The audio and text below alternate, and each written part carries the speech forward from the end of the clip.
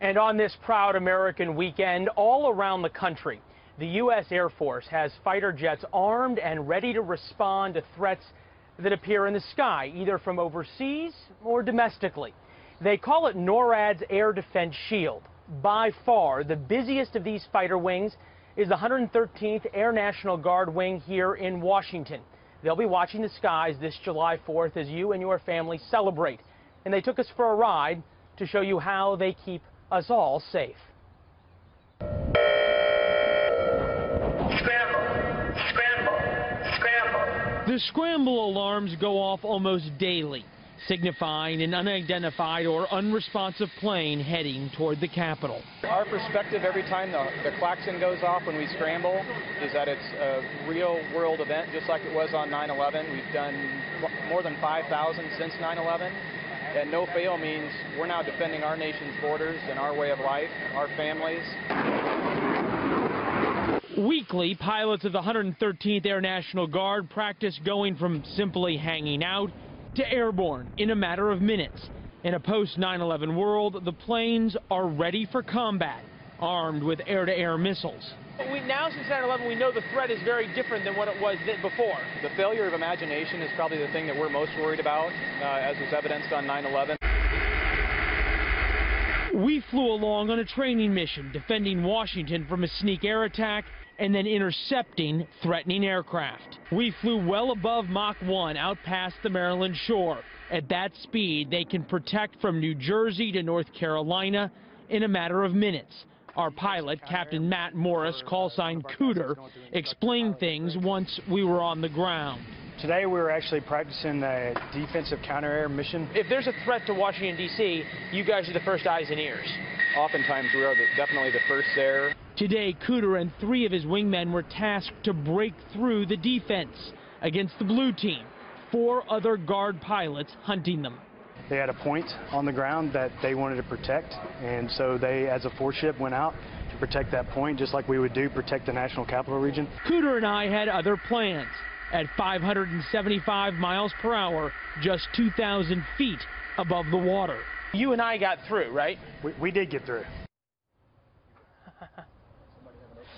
The 113th Wing, of course, protects our nation's capital as part of NORAD's nationwide defense mission, but the Air Force, of course, also takes the fight to threats overseas, like terror groups in ISIS, in Iraq, in Syria, and in Afghanistan. Here to provide insight into the U.S. mission, Major General Scott Vander Hamm, Assistant Deputy Chief of Staff Operations for the Air Force. Great to have you, sir. It's good to be here. Thank you. You guys are busy.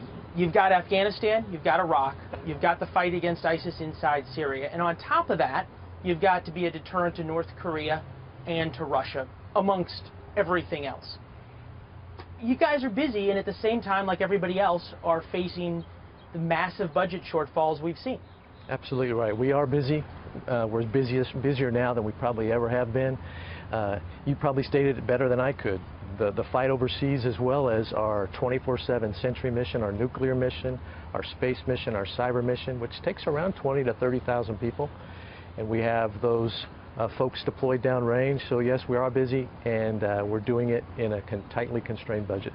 What does the Air Force need? Is it more pilots? Is it more money? Is it a better acquisition system? We hear about the F-35 and F-22 that we buy and have problems. Then some of the jets that are protecting the nation's capital are older than I am, or older than the pilots who are flying them. Well, what we need is stability, quite frankly. Stability in budget, stability in, so that we can set a glide path towards readiness recovery.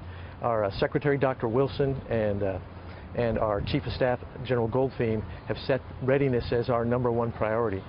Last year's budget kind of stayed that a little bit, and we will be steady, but we need to grow that readiness back after years and years of fighting overseas and abroad. Yeah, the war on terror now has been going on almost 16 years. Now it's shifted to the war against ISIS. We have some video from U.S. Air Force strikes against ISIS, both in Syria and in Iraq. Is this different than what the Air Force has been doing for a while, fighting ISIS, or is this sort of a continuation of the same?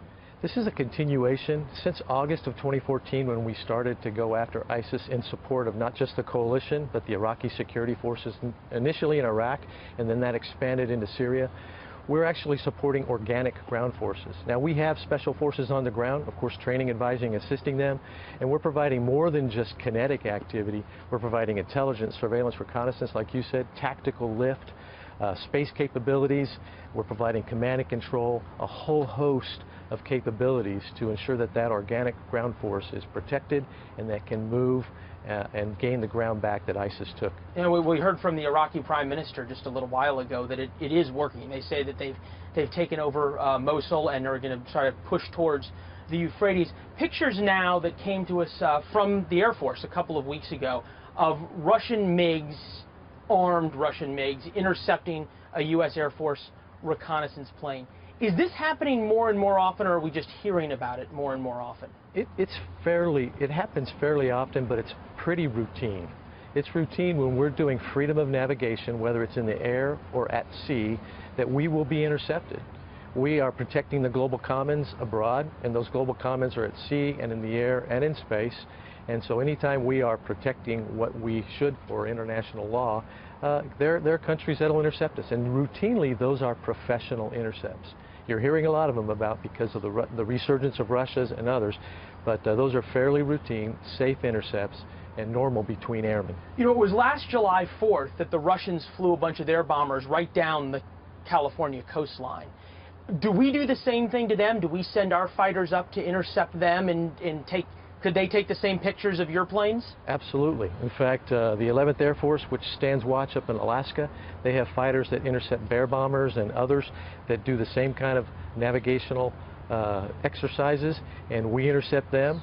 We fly up on their wing, we signal them and whatnot, and that's fairly routine between those countries. So no uptick that we've seen? No significant uptick right now. All right. General, appreciate you being with us, and appreciate you representing all the fine airmen out there and airwomen who are defending us all, whether it's here or abroad. All right, thank you.